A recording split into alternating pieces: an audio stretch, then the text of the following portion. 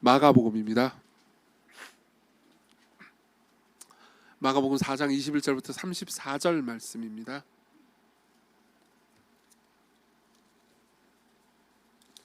죄송합니다. 4장입니다. 죄송해요. 마가복음 4장. 제가 아까 4장이라고 말했나요? 정신이 나갔군요. 마가복음 4장 21절부터 34절. 여러분들 위해서 읽어드리도록 하겠습니다. 하나님의 말씀을 들으십시오.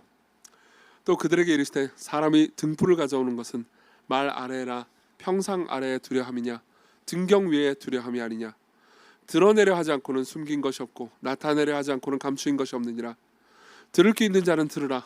또 이르시되 너희가 무엇을 듣는가 스스로 삼가라. 너희 헤아리는 그 헤아림으로 너희가 헤아림을 받을 것이며 더 받으리니 있는 자는 받을 것이요 없는 자는 그 있는 것까지도 빼앗기리라. 또 이르시되 하나님의 나라는 사람이 씨를 땅에 뿌림과 같으니 그가 밤낮 자고 깨고 하는 중에 씨가 나서 자라되 어떻게 그리 되는지를 알지 못하느니라. 땅이 스스로 열매를 맺되 처음에는 싹이요 그 다음에는 이삭이요 그 다음에는 이삭에 충실한 곡식이라. 열매가 익으면 곧 낫을 대나니 이는 추수 때가 이르렀음이라. 또 이르시되 우리가 하나님의 나라를 어떻게 비교하며 또 무슨 비유로 나타낼까. 겨자씨 한 알과 같으니 땅에 심길 때에는 땅 위의 모든 씨보다 작은 것이로되 심긴 후에는 자라서 모든 풀보다 커지며 큰 가지를 내나니 공중의 새들이 그 그늘에 깃들일 만큼 되느니라. 예수께서 이러한 많은 비유로 그들이 알아들을 수 있는 대로 말씀을 가르치되 비유가 아니면 말씀하지 아니하시고 다만 혼자 계실 때 그 제자들에게 모든 것을 해석하시더라. 아멘. 방금 읽은 이 말씀, 맨 마지막 부분 말씀 있잖아요. 맨 마지막 부분 말씀은 예수께서 많은 비유로 그들에게 알아들을 수 있는 대로 말씀을 가르치신다고 말합니다. 근데 주로 비유로만 말씀을 하신다고 해요. 그리고 이제 제자들이 또 물어보면 가르쳐 주시고 한다고 하죠. 예수께서는 그러니까 자신에 대해서 그리고 하나님 나라에 대해서 그리고 하나님 나라의 백성들의 삶에 대해서 비유로 주로 가르치십니다. 말이 좀 어렵다면요, 여러분들 이렇게 이해하시면 좋을 것 같습니다. 예수님이 기독교에 대해서 말씀하실 때 비유로 주로 가르치시는 거죠. 그리고 기독교인의 삶에 대해서 말할 때 비유로 가르치십니다. 여러분 생각해 보십시오. 그러니까 어떤 거에 대해서 말할 때는 그러니까 단답형으로 말할 수 없는 것들이 있습니다.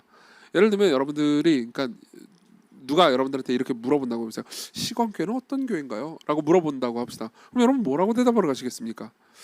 시건교회는 좀 약간 날라리 같은데요? 라고 하면 여러분들은 그런 면이 있죠. 그러나 그건 전부가 아닙니다. 라고 말하면서 무언가 더 많이 설명하려고 들 겁니다.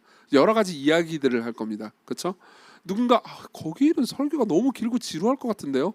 그러면 여러분들은 그것도 사실이죠, 어느 정도. 그러나 또 그게 전부는 아닙니다 라고 말할 겁니다. 그렇죠? 네. 마찬가지입니다. 누가 여러분들한테 당신은 누구입니까? 단답형으로 대답해 보십시오 라고 말하면 여러분들 뭐라고 말하겠습니까? 물론 단답형으로 굉장히 기깔나게 말할 수 있을 겁니다. 저는 매력 부자예요 이렇게 말할 수도 있죠. 근데 그게 자신을 전부 설명해 주는 거라고 생각하지는 못할 겁니다. 그렇죠? 그러니까 뭔가 더 많이 설명할 필요가 있죠. 네, 그래서 하나님께서는요, 예수께서는요, 하나님 나라를 설명을 하실 때 단답형으로 설명하실 수가 없습니다.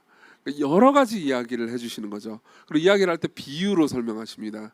그리고 많은 비유를 들으면서 아주 다각적으로 하나님 나라의 특징에 대해서 말씀을 드리는 겁니다.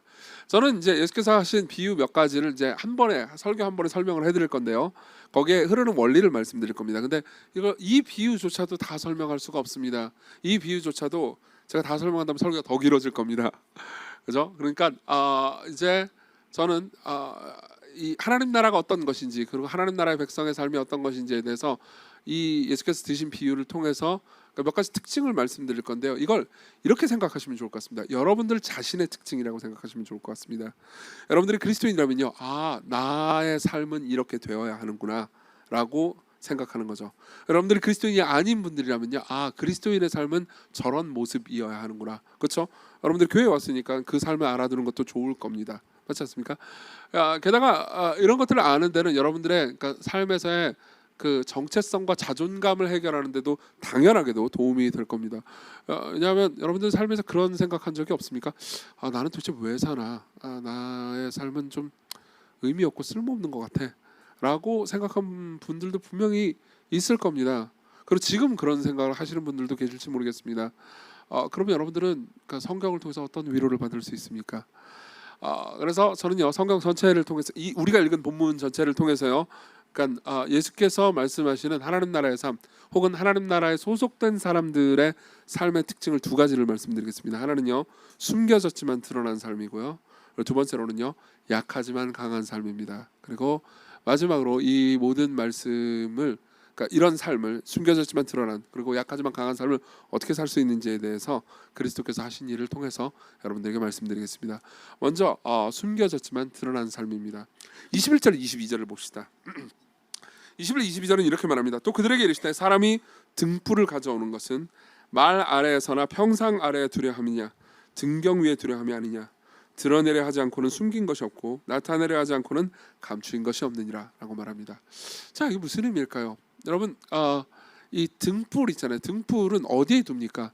등불을 침대 밑에다 두는 사람은 없습니다. 깜깜한데요. 그러니까 위에다 두죠. 그러고 보니 여러분들 그렇지 않습니까? 모든 불은 다 천장에 붙어 있지 않습니까?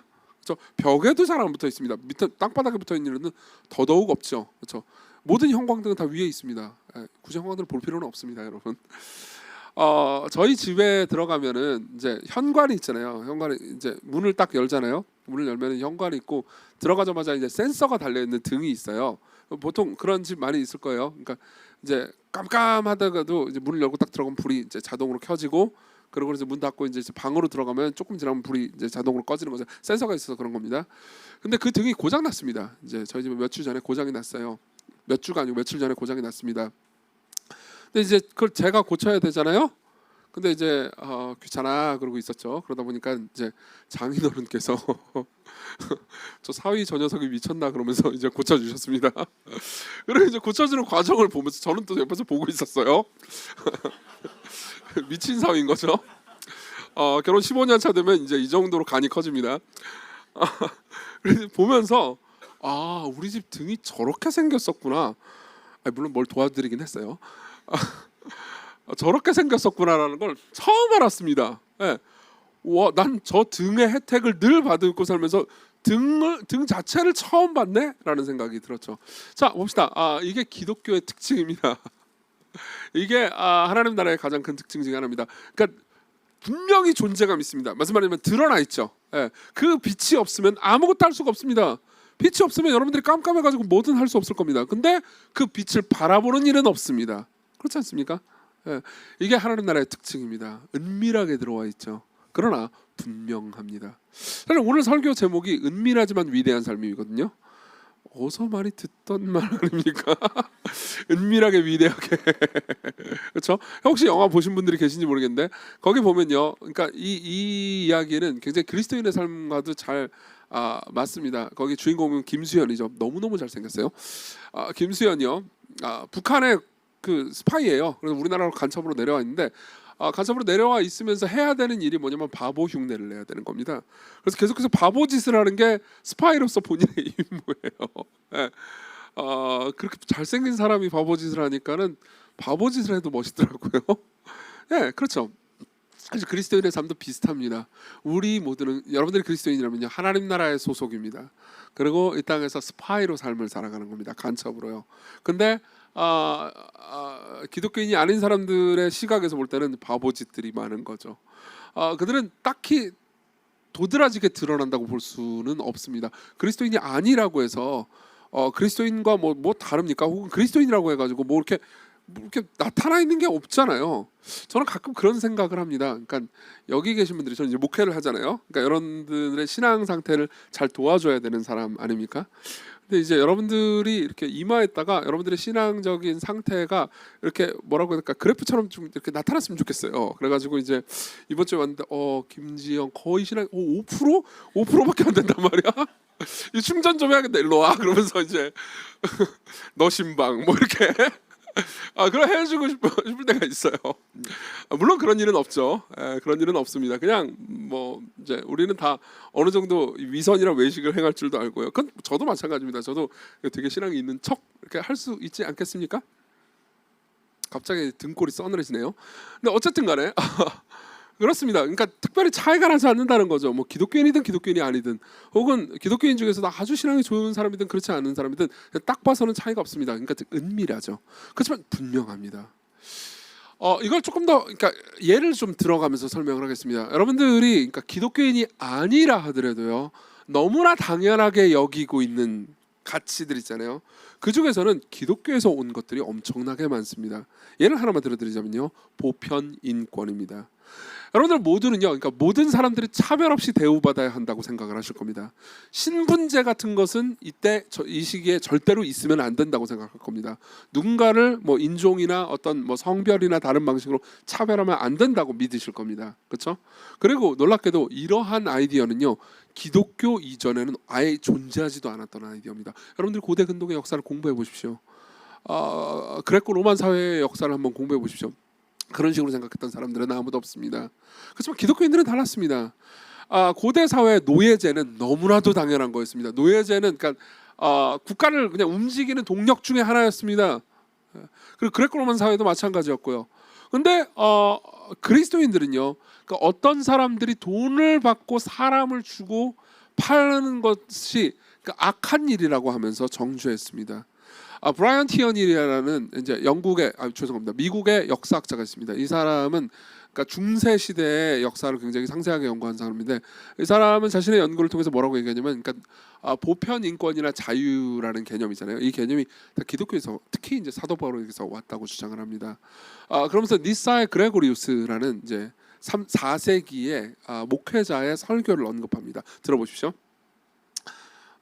얼마의 돈을 받고 당신은 하나님의 형상을 팔았습니까? 하나님이 지으신 인간을 팔고 얼마의 돈을 받았습니까? 인간의 가치를 알고 계신 그리스도께서 말씀하십니다. 인간의 영혼은 전 우주하고도 바꿀 수 없습니다. 인간이 하나님의 형상이라는 사실을 안다면 인간을 사고 팔 수 있는 자가 과연 있겠습니까? 라고 말을 합니다. 물론 지금 입장에서 여러분들은 당연히 이 말은 너무나 지당하신 말씀이야, 나는 기독교인이 아니라도 이 말을 동의할 수 있어 라고 생각하는 분들도 분명히 있을 겁니다. 하지만 생각해 보십시오. 신이 없습니다. 하나님도 없습니다. 아무것도 없습니다. 그리고 사람만 있다고 합시다. 그러면 사람은 다 개체차가 있습니다. 맞죠? 어떤 사람들은 힘이 더 강합니다. 어떤 사람들은 훨씬 더 똑똑합니다. 어떤 사람들은 더 많은 생산성을 냅니다. 남자와 여자를 비교해 보십시오. 남자가 훨씬, 물론 생물학적으로 훨씬 더 힘이 강합니다. 그러면은 신도 없고 아무것도 없고 보편적인 잣대도 인권도 없는 상황에서 남자가 더 우월하지, 혹은 뭐 생산성이 높은 사람이 더 우월하지 라는 생각을 하는 것이 꼭 부자연스럽게 느껴지겠습니까? 그렇지 않을 겁니다. 네. 그렇기 때문에 기독교가 들어오기 전에, 다시 말하면 모든 인간이 성별과 무슨 힘과 지위와 이런 거에 차이가, 그러니까 어떤 차이가 나든 간에 모든 인간의 하나님의 형상이기 때문에 모든 인간이 존귀하다라고 주장하는 종교나 철학은 아예 없었습니다. 기독교가 처음이었던 거죠. 여러분들은 뭐야, 서양 세계 얘기잖아, 우리나라하고 무슨 상관이야라고 생각할 수 있겠지만은, 여러분 우리나라에도 똑같이 적용됐습니다. 사실 우리나라에도 기독교가 들어오기 이전까지는 모든 사람들이 동등한 인권으로 대우받아야 된다라는 생각은 안 했습니다. 대표적인 예를 하나 들어드리겠습니다. 몇 해 전에도 제가 이 예를 든 적이 있습니다. 여러분들은 전태일이라는 분을 아시는지 모르겠습니다. 아마 이 연배가 좀 되신 분들이거나 아니면 노동운동이나 이쪽에, 인권이나 이쪽에 관심 있는 분들은 이분을 모를 수가 없을 겁니다. 시건교회를 섬기다 보면 우리 교회 이제 굉장히 젊은 분들이 많잖아요, 그렇죠? 젊은 분들은 아무래도 이제 젊은 분들이 일하는 좀 일터 같은 경우는 결국 열악한 경우가 많잖아요. 알바를 하시거나 아니면 이제 사회 초년생으로 일하는 경우가 많지 않습니까? 그죠? 그러다 보면 저는 이제 여러분들 나이대 사람들을 오랫동안 섬기었는데, 그러다 보니까 자동적으로 저도 모르게 근로기준법을 잘 알게 되었습니다. 왜냐하면 여러분들이 저를 상담할 때 저 알바비 떼어 먹혔어요, 퇴직금을 안 줘요, 힘들어요, 이런 상담 되게 많이 한단 말이에요. 그럼 처음에는 내가 기도해 줄게, 주님을 신뢰하자 하다가 끝나고 나면은 도대체 근로기준법 어떻게 된 거야? 궁금하지 않을 거 할 것 같잖아요. 그래가지고 이제 조금 알게 됐습니다. 그래가지고 이제 이렇게도 상담해줘, 기도할게도 해주지만 이렇게도 상담해주죠. 어따 전화해봐, 근로기준 감독관한테 전화해봐. 그럼 이렇게 해가지고 이제 받을 수 있을 거야라는 얘기도 해줍니다. 근데요, 대체로 근로기준법이 우리나라에 잘 돼 있고요. 그리고 그 모든 과정들을 통해서 여러분들은 어느 정도 노동자의 인권을 보호받을 수가 있게 됐습니다. 그렇죠? 뭐 완벽하진 않겠죠 아직은. 그렇지만 그 가장 어느 정도는 될 수 있는 가장 큰 원인 중에 한 명이 이 전태일이라는 분 때문입니다. 이분은 60년대 후반의 사람입니다. 그리고 평화시장이라는 곳에서, 그러니까 방식 공장에서 미싱하는 곳에서 일을 했죠. 그리고 거기에는 15살 정도 나이의 여공들이 함께 일하고 있었습니다. 15살이요. 중학교 2학년, 1학년 이런 나이의 청소년이죠. 그 사람들이 하루에 16시간씩 일하고 있었습니다. 쉬는 날도 없이요. 그러니까 쉬는 날이 없다는 게 이 월차나 연차를 낼 수 없어요. 이게 아니에요. 진짜 말 그대로 쉬는 날이 없었다고요. 주일 뭐 이런 거 없습니다. 365일이면 365일을 일했다는 겁니다. 이게 60년대 이야기예요. 그렇게 먼 옛날 이야기도 아닙니다. 그리고 전태일님은요 근로기준법을 알게 됩니다. 그러니까 이거 뭐 쉬는 날이나 이런 거 다 최저임금 다 보장돼 있다는 걸 알게 되고, 그걸 아무도 지키지 않는다는 것 역시 알게 됐습니다. 그러고 나서 노동운동을 하죠. 그리고 1970년 11월 13일에요. 노동운동을 하다가 이제 근로기준법 화형식이라는 퍼포먼스를 계획을 합니다. 그러면서 스스로 분실을 하게 되죠. 그리고 이 사건으로 인해서요, 그러니까 역사학자들이나 노동운동가들은요, 그러니까 노동자 이 사건이 만약 없었다면요, 노동자의 인권이 30년, 40년 정도는 후퇴했을 것이다라고 이야기를 할 정도죠. 엄청난 일이 일어난 거죠.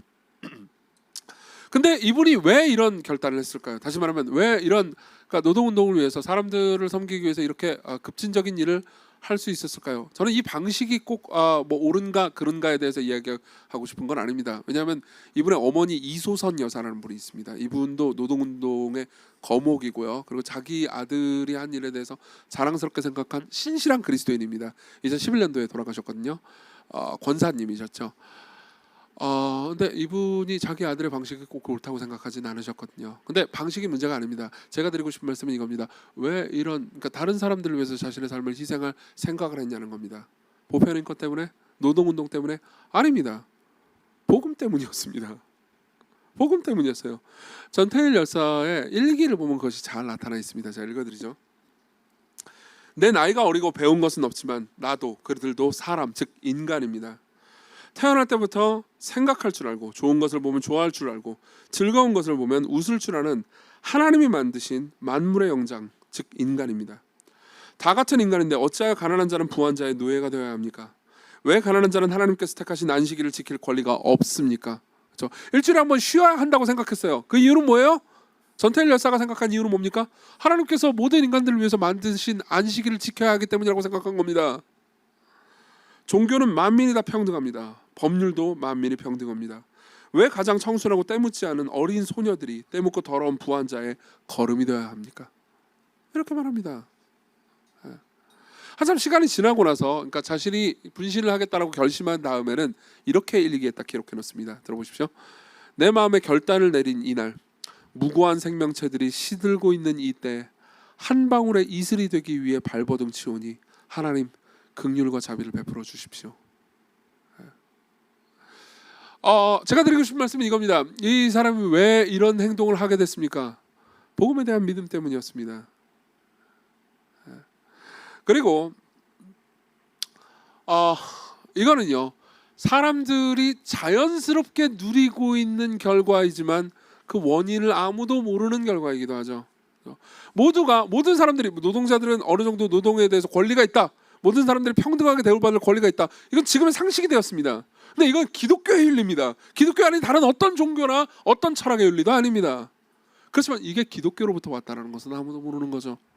무슨 말입니까? 지금 내가 활동할 수 있는 이유는, 지금 여러분들이 저를 보죠. 그리고 글을 읽을 수 있고 같이 찬송을 부를 수 있는 이유는요, 빛이 비치기 때문입니다. 그렇죠? 그렇지만 여러분들은 지금까지 제가 말하기 전까지 빛을 신경도 쓰지 않고 있었습니다. 기독교가 바로 하나님 나라가 그와 같습니다. 하나님 나라 기독교는요, 그것이 주는 막대한 영향이 있지만 그 누구도 그것이 기독교로부터 왔다라는 걸 생각조차 못하는 경우가 많죠. 여러분들이 어떤 사람이 불공평하고 누군가를 차별하는 사람이 있다고 합시다. 그럼 여러분들은 그 사람을 비난할 겁니다. 근데 여러분들이 만일 내가는 기독교인은 아니야, 근데 저 사람은 차별하는 놈이니까 나쁜 놈이야 라고 말한다면요, 여러분들은 자기도 모르게 나는 기독교인이 아니지만 기독교의 가치로 저 사람이 반기독교적이기 때문에 공격하겠어 라고 말하는 것과 똑같습니다. 이해하십니까? 여러분들이 기독교인이든 기독교인이 아니든 여러분들이 이미 기독교의 그늘 아래에 있다는 거죠. 그죠? 사람들이 이렇게 생각하게 된 거는요. 예수 그리스도께서, 즉 궁극적인 빛이신 분께서 이 땅에 오시기 전까지는 아무도 그렇게 생각하지 않았습니다. 그분은요, 어떤 분입니까? 그 이전에도 많은 사람들이 민주주의나 다른 것에 대해서 깊이 생각한 사람들이 있었습니다. 주로 이제 그리스 로마의, 특히 그리스의 철학자들이 그런 생각을 했죠. 그렇죠? 아리스토텔레스는 정치학 같은 책을 썼습니다. 그리고 그 책에 보면 지금의 민주주의와 연관된 씨앗 같은 생각들을 많이 발견할 수 있습니다. 그러면 그 사람이, 그러니까 모든 보편 인권과 평등의 원인이었을까요? 아니요, 그렇지 않습니다. 정치학을 읽어보신 분들은 알 겁니다. 거기에 보면요, 어떤 사람들은 그냥 노예로 태어나고, 어떤 사람들은 정치가로 태어나고, 어떤 사람은 철학자로 태어나고, 다른 사람들은 덜 고귀하게 태어난다고 말합니다. 모든 사람들이 평등하다라는 혁명적인 주장을 한 것은요, 예수 그리스도밖에 없습니다. 무슨 말이냐면요, 예수 그리스도께서 이 땅에 오시기 전에 세상은요, 어두운 세상에서 사람들이 랜턴을 켜고 세상을 비추는 것과 같은 삶을 사는 거죠. 그러나 그분이 오신 것은요, 랜턴을 키면서 막 후레쉬 키면서 아이고 이게 밝네라고 생각하는 이 어두운 세상에 태양이 뜬 것과 같았습니다. 여러분, 그리스도인들의 삶도 이와 같습니다. 여러분들이 예수 그리스도를 점점 더 알아가고 닮아가잖아요. 그러면 여러분들의 삶을 통해서요, 그러니까 자기도 모르게 무엇이 옳고 무엇이 그른 것인지, 무엇이 가치롭고 무엇이 가치롭지 않은 것인지를 다른 사람들에게, 그리고 스스로에게 영향을 미치게 됩니다. 무슨 말입니까? 여러분들이 그리스도인이라면요, 여러분들은 은밀하지만 위대한 삶을 산다는 거죠. 두 번째로 넘어가죠. 두 번째로 여러분들은 약하지만 강한 삶을 살게 됩니다. 좀 이것도 설명을 해드리겠습니다. 저는 24절부터 34절까지의 메시지를, 그러니까 이야기를 쭉 자세히는 설명할 수가 없을 것 같습니다. 쭉 설명을 하면서 세 가지 예를 들어드리겠습니다. 제가 주보에 네 가지라고 썼는데 잘못 쓴 겁니다. 세 가지 예를 들어드리겠습니다. 그리고 세 가지 예가 전부 다 세 가지 이야기와 연동되어 있습니다. 그래서 여러분들에게 세 가지 적용을 주는 거라고 생각하시면 되겠습니다. 기억해 놓으십시오. 첫 번째로는 24, 25절입니다. 24, 25절을 제가 읽어드리겠습니다. 또 이르시되 너희가 무엇을 듣는가 스스로 삼가라. 너희의 헤아리는 그 헤아림으로 너희가 헤아림을 받을 것이며 더 받으리니 있는 자는 받을 것이 없는 자는 그 있는 것까지도 빼앗기리라. 자, 여기서 너희의 헤아림으로 너희가 헤아림을 받는다라는 말이 무슨 의미일까요? 제임스 에드워즈라는 학자가 있습니다. 이 사람은 마가복음을 굉장히 상세하게 연구한 좋은 주석서를 썼습니다. 그리고 에드워즈는 이 본문을 통해서 이런 얘기를 해줍니다. 이 24절의 내용은 신적 수동태가 적용된 거라고요. 뭔 소리야 싶을 수 있는데 간단합니다. 그러니까 이면에 하나님이 계시다라고 가정하고 주어가 하나님이라는 겁니다. 그러니까 이 24절을 올바르게 읽는 방법은 이렇게 하는 거죠. 하나님께서는 너희가 헤아리는 그 헤아림으로 너희를 헤아릴 것이다, 이렇게 얘기를 하는 겁니다. 무슨 말일까요? 설명해 드리겠습니다. 여러분들은 삶을 살면서요, 누군가를 보면서 나쁘다고 판단한 적이 있으실 겁니다. 그렇죠? 저 사람이 저런 짓을 하다니 저건 나빠, 저 사람이 저런 짓을 하다니 저건 비겁해, 나는 저러지 않을 거야 라고 말한 적이 있을 겁니다. 근데요, 여러분들이 마지막 날 심판대에 서잖아요. 그러면요, 여러분들이 저 사람이 저런 짓을 하다니, 오강일이 저런 짓을 하다니 저건 비겁해 라고 생각한 그 잣대 그대로 이정규를 판단할 거라는 겁니다. 벌써 무섭네요. 네. 여러분들은 어떠십니까? 여러분들은 여러분들이 생각한 정의의 잣대로 여러분들이 판단을 받는다고 할 때 자신이 있으십니까? 적용적인 이야기를 하나만 해드리겠습니다. 용서에 관한 겁니다. 용서요. 자, 봅시다. 제 생각에 어느 정도 지금 여러분들이 살고 있는 시대는요, 용서라는 가치에 대해서 가장 적대적인 시대인 것 같습니다. 몇 년 전에 그 기사를 하나, 이제 인터넷에 기사를 하나 본 적이 있습니다. 그 기사에, 여러분 기사를 보면 뭘 보세요? 기사만 보는 게 아니고 댓글을 보지 않으십니까? 댓글이 더 재밌잖아요, 그렇죠? 기사의 내용은 이런 거였어요. 한 84세 할머니가, 이제 한국 분이세요. 한국 분인데 뉴욕에 사시는 분이신 거죠. 84세 한인 할머니가 뉴욕에서 묻지마 폭행을 당한 겁니다. 그래서 어떤 흑인들이 막 두드려 팬 거예요. 이유도 없이 두드려 팬 겁니다. 그러고 나서 이제 그 범인들은 경찰에 의해서 잡혔습니다. 그러니까 이제 나중에 그 할머니하고 그 따님이 계신가 봐요. 할머니하고 따님이 이제 뉴욕시 경찰서에 탄원을 넣은 거예요. 뭐라고 탄원을 넣었냐면은, 우리는 기독교인이기 때문에 평화를 원한다. 그렇기 때문에 검거된 남성을 용서해 줬으면 좋겠다라고 이야기를 한 겁니다. 그리고 그게 이제 우리나라 그 신문에 그 이제 언론에 실린 거예요. 그리고 저는 이게 되게 놀라운 이야기라고 생각했습니다. 용서해 준 거잖아요. 그리고 기독교인이기 때문에 용서를 해준 겁니까? 해준 거 아닙니까? 그러니까 놀라운 이야기다라고 생각하면서 제일 궁금한 건 이제 당연히 댓글이겠죠. 그렇죠? 쭉 내려왔습니다. 댓글을 봤습니다. 댓글이 진짜 웃겼어요. 댓글을 1, 2, 3위까지만 읽어드리겠습니다. 이건 그냥 1, 2, 3위를 그대로 읽어드린 겁니다. 1위 들어보십시오. 기독교인이라 평화를 원하기 때문에 용서한다고요? 그러면 안 됩니다. 끝이에요. 그 이해 논거 그런 거 없어요. 그냥 그러면 안 된대요. 이게 끝이에요. 이게 1위였어요. 2위 아시아인이 폭행당해도 저렇게 물러 터지니까 더 얕잡아 보는 거딤. 예, 이것도 끝입니다. 3위 용서하면 안 됩니다. 한국인 특유의 행동인데 그 사람들 감상적이지 않습니다. 예, 이건 한국인 특유의 행동이 아니고 그리스도인 특유의 행동인데 어쨌든 잘못 읽으신 것 같습니다. 자 봅시다. 여러분들이 이 댓글에 대해서 어떻게 생각하십니까? 물론 이제 방금 웃으셨으니까 이 댓글이 웃기다라고 생각을 하신 것일 수도 있겠지만 또 어떤 분들은 이렇게 생각할 수 있습니다. 이 말 맞는 말이야. 이 댓글들이 맞는 말이야. 그 사람들 그렇게 쉽게 용서해주면 안 돼. 만만하게만 보지. 물론 이렇게 생각하는 분들도 많을 겁니다. 여기 계신 분들도요. 분명히 이런 경험이 있는 분들이 있을 겁니다. 내가 용서해줬더니 더 나를 만만하게만 봤다고. 그렇죠? 네. 뭐 인용을 해드릴 수는 없지만 저는 최근에 다른 것도 본 적이 있습니다. 그러니까 어떤 여성분이요, 자기 올린 네이트 그 커뮤니티에 올린 거였는데요. 자기 남편이 이제 이혼을 통보했다는 거예요. 그 이유는 자기가 남편을 엄청 괴롭히고 막 떼떼떼떼 했다는 겁니다. 그래서 막 좀 폭언을 좀 했나 봐요. 그분 스스로 그렇게 얘기를 하더라고요. 폭언을 했는데 남편이 참고 견디다 못해가지고 이혼을 결심했는데 내가 어떻게 남편으로부터 용서받을 수 있을까요? 남편한테 무슨 말을 하면 좋을까요? 라고 이렇게 글을 올렸더라고요. 그래서 이제 전 당연히 뭐가 제일 궁금하겠어요? 댓글이 궁금하겠죠? 댓글이 궁금한데 댓글도 사실 똑같았습니다. 그러니까 그동안 사라진 남편이 불쌍하다부터 시작해가지고 제일 웃긴 댓글은 남편분 이거 보고 계시다면 흔들리지 말고 꼭 이혼하세요. 뭐 이런 것도 있었습니다. 예. 물론 여러분들이 뭐 웃음을 자아내긴 했지만요. 이러한 정서, 이러한 생각에 동의하는 분들도 꽤 많으실 겁니다. 예. 근데 제가 이런 이야기를 해드리죠. 여러분들이 헤아리는 그 헤아림으로 여러분들도 헤아림을 받을 겁니다. 여러분들은 아마 이렇게 생각할 수 있을 겁니다. 무슨 소리야? 용서받을 만한 일을 안 하면 되잖아. 나는 남들에게 용서받을 만한 나쁜 짓을 하자. 그러면 용서가 필요해. 용서받을 만한 일을 안 하면 되지.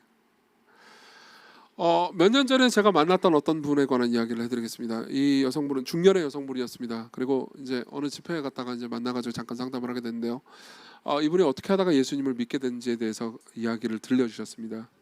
그분은 원래 그러니까 잘 사는 분이었습니다. 중산층 가정에서 태어나서 좋은 교육을 받고 좋은 직장을 다니고 그리고 좋은 남편을 만나가지고 가정을 꾸리는 어떤 한 여성분이었죠.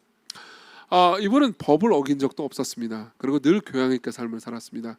다시 말하면 그러니까 남들에게 용서를 구해야 할 만한 어떤 일도 하지 않고 삶을 산 거죠. 그렇기 때문에 이분은 항상 이런 식으로 생각했던 겁니다. 그러니까 누가 나쁜 짓을 해가지고 용서를 구하면 용서받을 만한 일을 처음부터 하지 말아야지라고 늘 생각했다고 합니다. 그리고 이런 기사가 달리잖아요. 이런 누가 그런 걸 올리잖아요. 그러면은 뭐 고민하지 말고 빨리 이혼하세요. 이런 식으로 항상 댓글을 단 거죠. 자신의 삶 평생이 그랬다고 합니다. 그러다가 어느 날 자신의 아들이 친구에게 가혹한 폭행을 한 겁니다. 그래서 자신의 아들과 함께 피해자와 피해자의 어머니 앞에 앉게 될 순간이 온 겁니다. 그때 자신이 해야 되는 말이 뭐죠? 자신이 할 수 있는 유일한 말이 뭡니까? 법정에서 봅시다? 아니요. 저와 제 아들을 용서해 주십시오. 물론 여러분들이 이렇게 생각할 수 있습니다. 그건 아들이 잘못한 거잖아요. 그 엄마가 잘못한 게 아니니까는 뭐 죄책감 같은 건 안 느껴도 되겠네. 아니요, 여러분들, 제가 여러분들을 무시하는 말이 될까봐 두려운데요. 여러분들이 자녀를 안 낳아봤기 때문에 그런 말을 하는 걸지도 모릅니다. 무시하는 것처럼 말해서 죄송합니다. 그렇지만요, 부모가 된 입장에서 저는 이렇게 얘기할 수 있습니다. 만약 그런 상황이 발생하잖아요. 그러면요, 내 아들 혹은 내 자녀가 잘못한 것보다 내가 훨씬 더 잘못했다라는 죄책감이 느껴질 겁니다. 정말이에요. 만일 제 딸이 그런 일을 저지르잖아요. 그러면 제 딸을 혼내는 것보다 제가 훨씬 더 혼나야 된다고 생각할 겁니다. 그리고 이 여성분도요. 이 집사님이었는데요. 집사님도 똑같은 생각이 들었고요. 그러니까 그때 자신의 오만을 회개하게 됐다는 거죠. 자신은 평생에 걸쳐서 용서를 받을 일이 없을 거라고 생각했습니다. 그리고 누군가 용서를 구하는 것을 뻔뻔스러운 일이라고 생각을 했죠. 근데 자기가 용서를 구해야 되는 상황이 온 겁니다.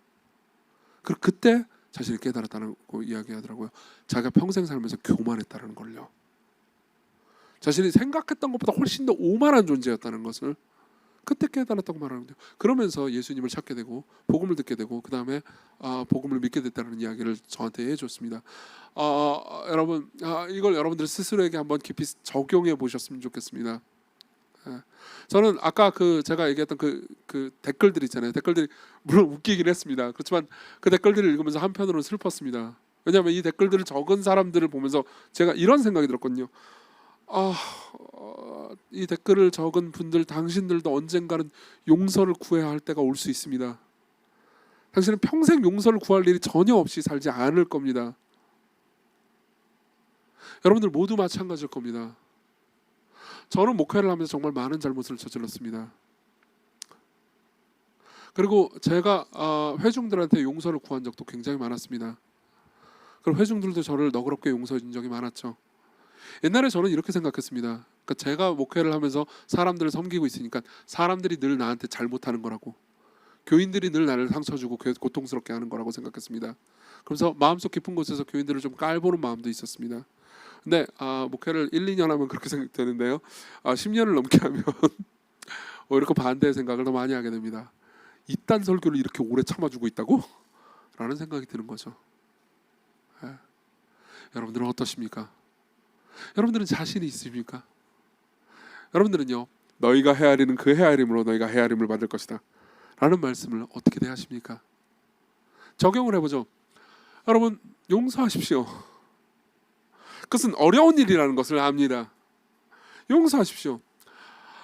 이것이 어려운 일이라는 걸 알지만 여러분들이 성경의 말씀을 믿었으면 좋겠습니다. 야고보서 2장 13절입니다. 들어보십시오. 긍휼을 행하지 않느냐는 자에게는 긍휼이 없는 심판이 있으리라. 긍휼은 심판을 이기고 사랑하느니라. 여러분들이 누구도 용서하지 않고 삶을 살아갔다면요, 하나님께서 여러분들에게 이렇게 말씀하실 겁니다. 너희들이 원하는 대로 해주겠다. 너희는 너의 평생에 용서 같은 건 필요가 없다고 생각했지. 그러면 네가 원하는 대로 해주마. 나는 너를 용서하지 않겠다. 그렇지만 여러분들이 긍휼히 여긴다면요, 여러분들이 만일 예수님께서 나를 용서해 주셨습니다. 하나님께서 하나님의 영원한 아들을 희생시켜가면서까지 나를 받아주셨습니다. 그렇기 때문에 내가 받은 희생과 내가 받은 용서에는 전혀 미치지 못하지만 나도 용기를 내서 나에게 나쁜 짓을 한 사람을 용서하기를 바랍니다. 그렇다면 하나님께서 똑같이 말씀하실 겁니다. 너의 잣대로 너를 판단하겠다. 내가 너를 용서하겠다. 무슨 말인지 이해하십니까? 여러분, 용서는 여러분들을 고통스럽게 만드는 게 아니고 여러분들을 자유롭게 만듭니다. 여러분들이 누군가를 용서하지 않잖아요. 여러분들이 과거에 여러분들의 부모님을 용서하지 않잖아요. 그럼 여러분들은 부모님이 여러분들을 고통스럽게 한 것 때문에 망령이 돼가지고 여러분들은 삶에서 무슨 선택을 하든 간에 거기에 노예가 될 겁니다. 부모님이 좋아하는 건 무조건 싫어하게 될 겁니다. 그리고 부모님이 하라고 한 건 무조건 원하지 않게 될 겁니다. 근데 부모님이 원하거나 하라고 한 것 중에 좋은 것도 꽤 있을 수 있잖아요. 그렇죠? 그럼 여러분들은 부모님이 싫기 때문에 그가 명령한 걸 다 싫어하기 때문에 결국은 여러분들은 지혜롭지 않은 선택을 하게 됩니다.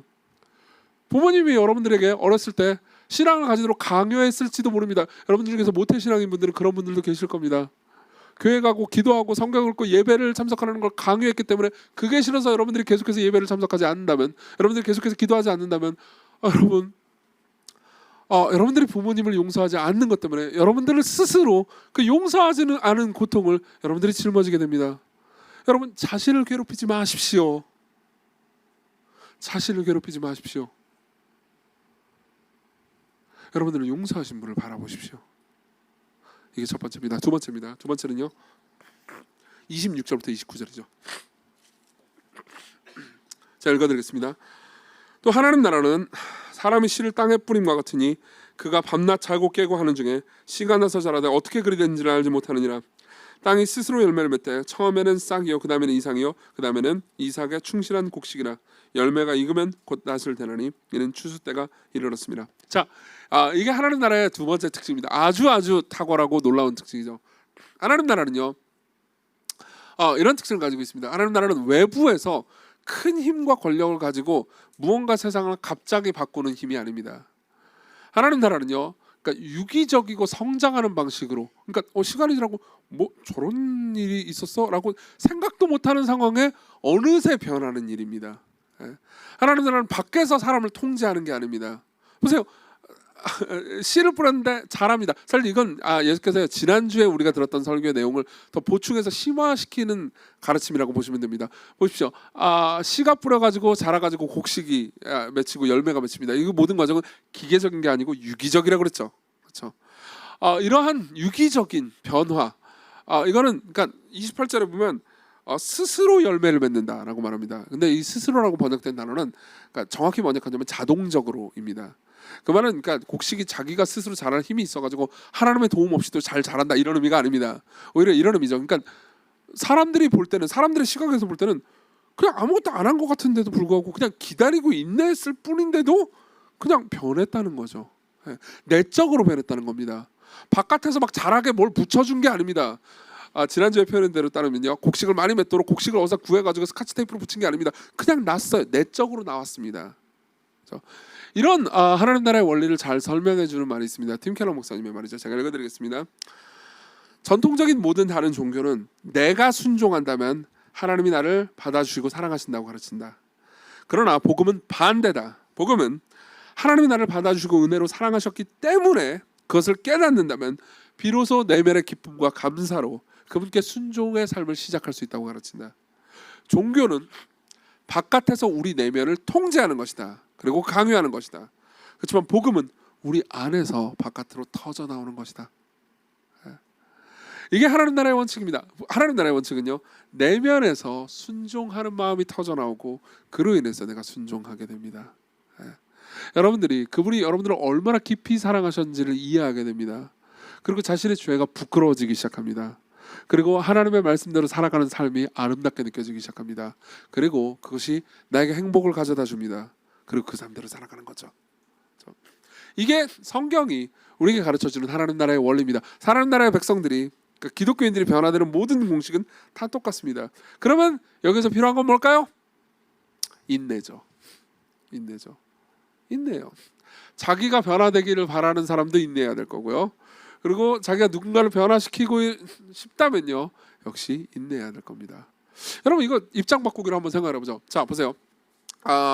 여러분들이 이런 생각이 들 수 있습니다. 제가 여러분들을 볼 때 여러분들을 바꾸고 싶을까요? 안 바꾸고 싶을까요? 네, 바꾸고 싶죠. 네. 바꾸고 싶을 때 제가 성경을 오해했기 때문에 내가 이 인간들을 통제해야겠다라는 생각이 들면 어떻게 하겠습니까? 일단은 전 표부터 붙일 겁니다. 저기 바깥에 이렇게 해가지고 누구 주일날 언제 빠졌어? 다 하는 거죠. 예배만 드리고 도망갔다. GBS 빼먹었다. 헌금 했어 안 했어? 뭐 이거 다 하는 거죠. 이렇게 하면서 여러분들 머릿속에 신앙 정도를 뭐 5%, 15% 막 이렇게 붙이고 다닌다고 합시다. 그러면 여러분들은 변화될까요? 여러분들은 바깥의 외적인 행동이 통제될 수는 있을 겁니다. 그렇지만 내면으로 변화되지는 않겠죠. 그렇죠? 그럼 여러분들은 저는 어떻게 해야 됩니까? 저는 여러분들을 사랑해야 합니다. 저는 여러분들에게 말씀의 복음의 씨를 뿌려야 합니다. 그리고 인내하면서 기도해야겠죠. 그러면서 여러분들이 내적으로 변화되는 것을 기대하면서 하나님께서 일하시기를 기대해야 될 겁니다. 이게 농부의 마음이겠죠? 자, 보세요. 여러분들이 생각할 때 제가 그런 마음을 가지기를 바라시죠? 제가 여러분들을 통제했으면 좋겠어요?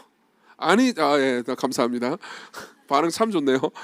통제 안 하고 사랑으로 여러분들은 인내하면서 말씀을 전해주고 계속해서 기다렸으면 좋겠죠? 그렇죠? 여러분들도 저한테 그렇게 하셔야 됩니다. 여러분들이 헤아리는 그 헤아림으로 헤아림을 받을 겁니다. 갑자기 싫어요. 저도 여러분들 보기에 마음에 안 드는 부분이 많겠죠. 그렇죠? 그럴 겁니다. 저 사람이 저렇게 변화됐으면 좋겠다라고 생각하는 부분이 있을 겁니다. 여러분들은 저를 통제하기를 원하십니까? 아니요. 기도하십시오. 뭐 저를 예로 들어서 그렇지만 이런 것도 있을 수 있습니다. 보십시오. 지금은 여러분들의 마음을 시원케 해드리겠습니다. 이따는 이렇게 외식할 거 다 하십시오. 시원케 오면요. 이따 끝나고는 모두가 사랑스러운 채 하셔도 돼요. 그러나 안 사랑스러운 사람이 있죠. 그죠? 예. 꼴배기 싫은 사람이 있을 수 있습니다. 그리고 저 인간이 빨리 변했으면 좋겠죠. 둘 중에 하나였으면 좋겠잖아요. 빨리 변하든가 아니면 다른 교회를 가시든가. 그렇죠. 죄송합니다. 네, 그런 사람들이 있을 수 있습니다. 그럼 여러분들은 어떻게 돼야 합니까? 인내하셔야 됩니다. 네. 그게 하나님께서 사람들을 변화시키시는 방법이에요. 하나님께서는요, 사람들 내적에서, 마음에서, 안에서 밖으로 행동이 변화되는 방식으로 여러분들을 다루십니다. 그분이 자기 백성들을 성장시키시는 방식이에요. 그건 기계적이지 않습니다. 유기적이죠. 세 번째입니다. 세 번째는요, 30절부터 32절입니다. 30절부터 32절은 이렇게 말합니다. 우리가 하나님 나라를 어떻게 비교하여 또 무슨 비유로 나타낼까? 겨자씨 하늘과 같으니 땅에 심길 때는 땅의 모든 씨보다 작은 것이로되 심긴 후에는 자라서 모든 풀보다 커지며 큰 가지를 내나니 공중의 새들이 그 그늘에 깃들을 만큼 되느니라. 30절에 보면 예수님께서 질문을 하십니다. 어떤 질문을 하십니까? 하나님 나라를 어떻게 비교하면 또 무슨 비유로 나타낼까 하면서 물음표는 없지만 물음표의 질문이 나오죠. 그렇죠? 이건 누구한테 질문한 걸까요? 사람들한테 질문한 걸까요? 아니면 자기 자신에게 질문한 걸까요? 스스로에게 질문하신 걸 겁니다. 제가 여러분들이 저한테 물어본다고 합시다. 시건교회는 어떤 교회인가요? 그럼 제가 뭐라고 대답하겠습니까? 이걸 어떻게 설명을 하지? 이런 질문이죠. 이건. 그렇죠. 그 질문 누구한테 한 거죠? 자기한테 한 거죠. 그렇죠. 예수께서요, 그러니까 하나님 나라의 풍요로움과 부유함을 다양한 방식으로 설명을 해주고 싶으십니다. 그리고 수많은 걸로 설명을 해도 그 하나님 나라의 풍요로움과 위대함을 다 설명할 수 없어요. 그리고 물어보십니다. 스스로에게 이걸 어떻게 표현을 해볼까? 이렇게 표현을 하자. 그러면서 이렇게 얘기를 하시는 거죠. 겨자씨 하늘 같다. 하나님 나라는 아무것도 아닌 것 같아 보인다. 겨자씨 하늘. 겨자씨를 보여드리려고 말았는데 굳이 보고 싶으면 구글링 해보세요. 정말 작습니다. 정말 작습니다. 제가 지난주에 말씀드린 것처럼요, 먼지하고 딱히 비교도 되지 않을 겁니다. 그러니까 헷갈릴 겁니다. 그리고 그 겨자씨가 심기잖아요. 그러면 심기면 어떻게 됩니까? 땅에 심길 때는 땅의 모든 씨보다 작은데요, 심긴 후에는 자라서 엄청나게 커집니다. 이게 하나님 나라다. 이렇게 이야기를 하는 거죠. 자, 보세요. 하나님 나라는요, 큰 게 갑자기 뚝 떨어져 가지고 모든 걸 변화시키는 방식으로 일하지 않습니다. 처음에 시작할 때는 아무것도 아닌 것처럼 보입니다. 그렇지만 이게 점점 시간이 지나면서 기적이 일어납니다. 그 안에 있는 생명이 커지고 퍼지고 또 퍼집니다. 이걸 잘 나타내주는 이야기가 있습니다. 예수님의 다른 기적이 있죠. 오병이어의 기적입니다. 몇 주 전에 안상혁 교수님이 와서 오후 예배 때 이 설교를 해주셨는데 아마 기억하시는 분들도 계실 겁니다. 오병이어의 기적이 두 단계였다라는 것을 여러분들이 기억하십니까? 오병이어는 이런 사건입니다. 예수께서요, 물고기 2마리하고 떡 5덩어리로 5,000명을 먹이셨습니다. 그럼 여러분 생각해 보시죠. 어떻게 먹이셨겠습니까? 물고기 2마리하고 떡 5덩어리가 여러분들한테 있어요. 여러분들은 어떻게 5,000명을 먹이겠습니까? 한 명씩 이렇게 돌아가면서 내가 먹여요? 그럼 식사 시간이 끝날 겁니다. 배고파 죽겠는데요.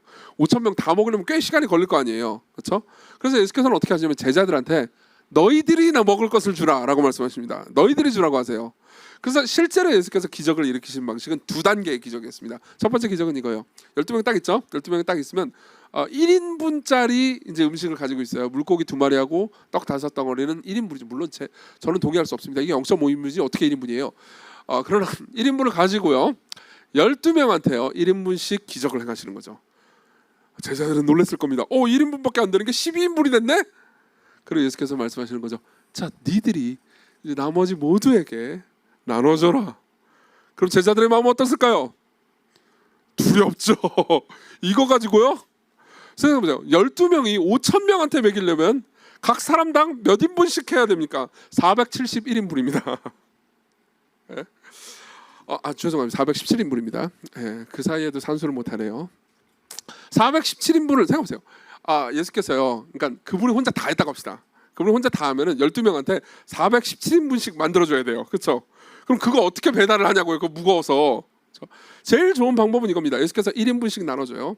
그리고 제자들이 그 1인분을 딱 가지고 있으면서 417명, 자 우리 417명씩 맡아. 그런 다음에 17명씩 맡은 다음에 계속해서 1인분씩 더 떼어주는 거예요. 근데 떼어줄 때마다 계속 늘어나는 거예요. 이게 오병이어 사건의 진실이었죠. 그죠? 자, 이건 뭘 말해주나요? 이거는요, 꼭 오병이어 사건만 말해주는 게 아닙니다. 어떤 의미에서는 시건교회 역사도 말해줍니다. 2011년도에 우리 교회가 개척을 했죠. 그리고 그때는요 12명이 있었습니다. 그러니까 그때 12명이 있었는데 지금 500명도 넘게 늘어났으니까는 많이 늘어났다, 500명이다 이런 얘기를 하고 싶은 게 아니에요. 아니라고요. 오히려 다른 이야기를 하고 싶습니다. 뭐냐면 이런 거죠. 보세요. 처음에는 제가 말씀을 가지고 있었습니다. 아주 초라했죠. 떡 5덩어리, 물고기 2마리 만도 못했을 겁니다. 0.3인분 정도 했을 거예요. 제가 알고 있는 하나님의 말씀은요. 근데 그거를 야 먹어라 그러면서 12명한테 나눠주고 있었습니다. 그리고 시간이 지나면서요. 물론 주로 설교는 제가 했습니다. 그러다 이제 박현진 목사님도 오고요. 또 누구도 오고요. 그리고 서로 말씀을 나누기 시작했습니다. 서로 이야기하기 시작했습니다. 서로 복음을 나누기 시작했어요. 그리고 그게 커지면서 서로가 서로에게 영향을 받게 됐죠. 여러분들 온유 한번 들어가 보십시오. 책 모임이 몇 개인지 아십니까? 물론 그중에 죽은 책 모임도 있을 거예요. 그렇지만 계속해서 여러분들은 책을 읽고 복음을 나누고 서로에게 영향을 미치고 있습니다.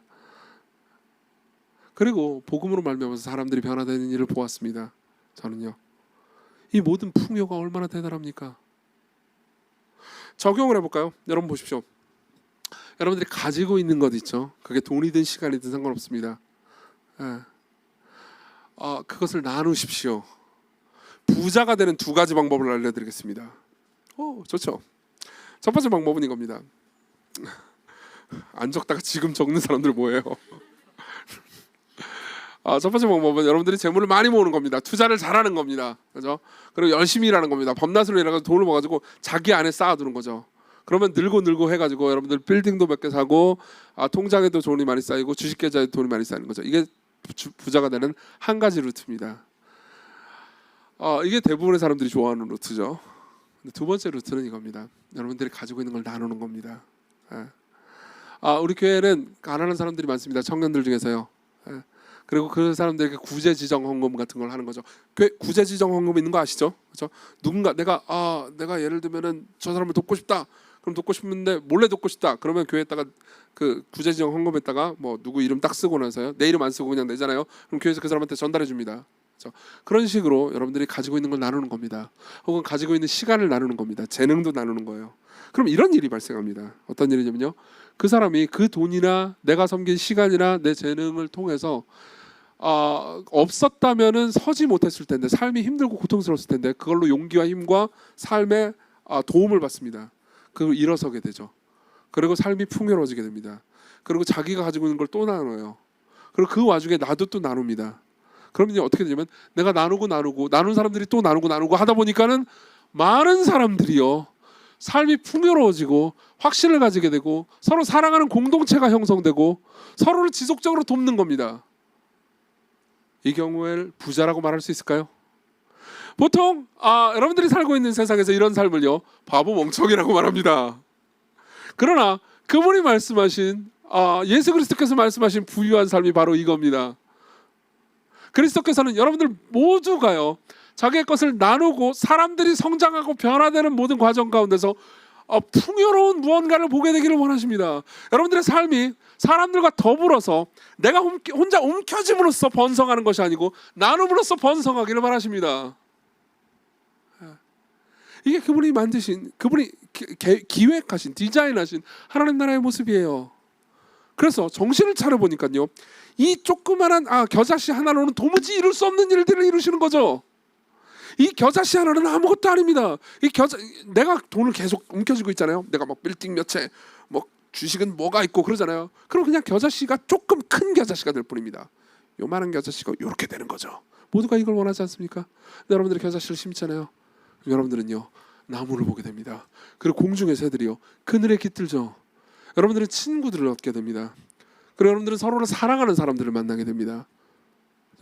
이게 하나님 나라의 기획이에요. 지금까지 내용을 정리해 볼까요?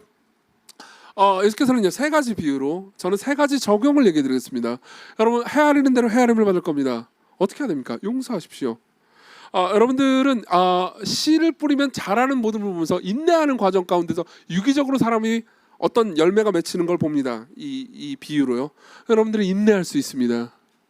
여러분들은 아무것도 아닌 것이 심겨져서 거대하게 되는 것을 봅니다. 그렇죠? 그럼 여러분들은 자기의 것을 내려놓음으로써 오히려 더 큰 풍요를 경험하는 것을 겪을 수 있습니다. 나누십시오. 용서하고 인내하고 나누십시오. 그럼 어떻게 되는지 아십니까? 여러분들은요, 은밀하지만 위대한 삶을 살아가게 됩니다. 이런 삶은 대단해 보이지 않습니다. 생각해보세요. 내가 돈을 많이 벌어가지고 내가 빌딩도 많이 사고 내가 막 대단한 걸 소유하잖아요. 그럼 여러분들은 엄청난 사람처럼 보입니다. 그렇죠? 은밀하지도 않고 그냥 위대한 거죠. 예. 당당하고 위대한 삶. 이건 하나님 나라가 아닙니다. 예. 하나님 나라는요, 그렇게 눈에 도드라지게 보이지 않습니다. 그러나 그 사람의 사랑과 성품의 헌신과 기쁨으로 공동체가 풍요로워지는 거죠. 그렇죠?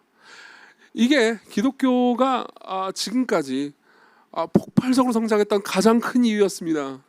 항상 어떤 나라든 복음이 들어갔을 때 복음이 가장 폭발적으로 성장한 시기를 보잖아요. 그럼 사람들이 그 가난한 사람들이요, 자기의 것을 나누기 시작했습니다. 사람들을 사랑하기 시작했습니다. 그리고 용서하지 못한 사람들이 용서하기 시작했습니다. 그리고 서로를 보면서 인내하기 시작했습니다. 왜요? 그리스도께서 자신을 위해서 그 일을 하셨기 때문이죠. 여기서 우리는 세 번째로 넘어갑니다. 이 모든 삶을 살아갈 수 있는 능력과 힘이 어디 있습니까? 마지막 비유를 보면요, 다시 한번 읽어드리죠. 31절 32절입니다. 겨자씨 하나가 같으니 땅에 심길 때는 땅 위의 모든 씨보다 작은 것이로되 심긴 후에는 자라서 모든 풀보다 커지며 큰 가지를 내나니 공중의 새들이 그 그늘에 깃들일 만큼 되느니라. 자 보세요. 이 말씀은요, 구약 성경에 익숙한 사람이라면 잘 아는 말씀입니다. 왜냐하면 이 말씀은요, 다니엘서 4장의 이야기가 인용된 거거든요. 예수께서 다니엘서 4장의 이야기를 인용하신 겁니다. 다니엘서 4장의 문맥을 얘기해드리겠습니다. 느부갓네살이라는 왕이 있습니다. 이 사람은 교만한 사람이었습니다. 강한 사람이었습니다. 힘 있는 사람이었습니다. 이 사람은 작은 씨앗에서 성장하는 그런 사람이 아니었습니다. 엄청나게 강한 힘으로 사람들을 학살하고 재산을 빼앗고, 그리고 자기가 세계 최대 강국의 최고의 왕이 되기를 원하는 사람이었죠. 근데 이 사람이 꿈을 꿉니다. 꿈의 내용은 간단합니다. 자, 읽어드리죠. 다니엘서 4장 10절입니다. 내가 침상에서 나의 머릿속으로 받은 환상이 이러하니라. 내가 본즉 땅의 중앙에 한 나무가 있는 걸 봤는데 그 높이가 높더니 나무가 자라서 견고해지고 그 높이는 하늘에 닿았으니 그 모양이 땅 끝에서도 보이겠고 잎사귀는 아름답고 열매는 많아 만민의 먹을 것이 될 만하고 들짐승이 그 그늘에 있으며 공중에 나는 새는 그 가지에 깃들이고 육체를 가진 모든 것이 거기서 먹을 것을 얻더라 라고 말합니다. 자, 무슨 말입니까? 어떤 한 나무가 있습니다. 나무가 하늘에 닿았어요. 어마어마한 나무죠. 그리고 엄청나게 큽니다. 엄청나게 부유하고요. 근데 그 이후의 꿈을 보면요, 갑자기 하늘에서 어떤 순찰자가 나타납니다. 그래서 나무를 베어버려요. 그리고 나무는 끝납니다. 그럼 그루터기만 남아요. 이런 꿈을 꾸고 느부갓네살은 그러면서 꿈에서 깨어납니다. 그래서 다니엘을 부릅니다. 야, 이 꿈 무슨 내용이냐? 다니엘이 말합니다. 그 나무가 당신입니다. 당신은 그렇게 강하고 힘세고 능력이 있죠. 그러나 당신은 그루터기만 남을 겁니다.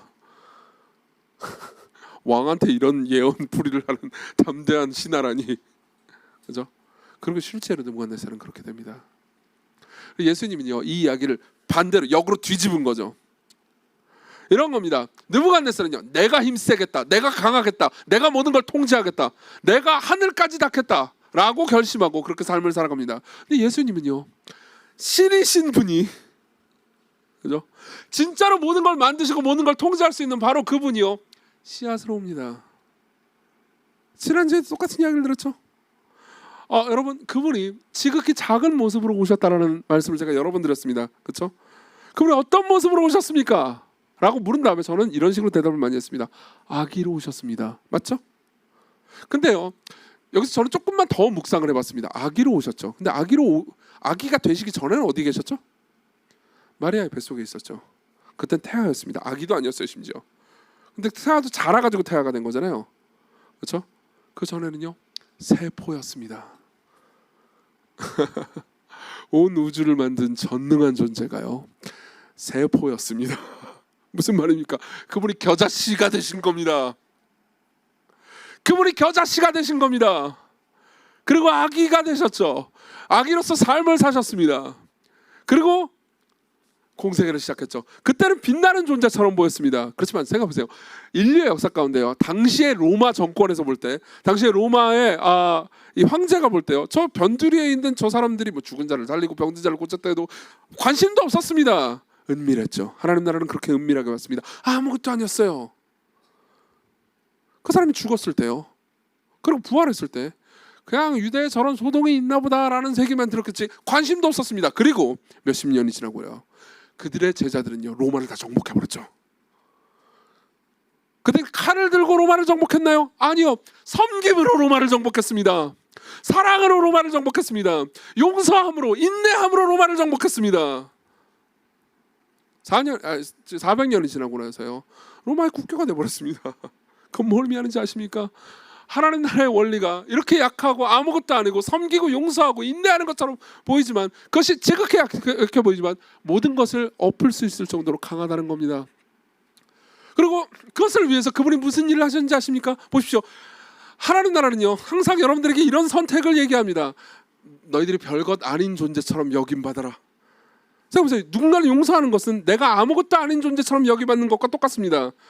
왜 여러분들이 용서하기 싫죠? 만만해지는 것 같으니까요. 내가 만만하게 보이는 건 너무나 싫으니까요. 맞죠?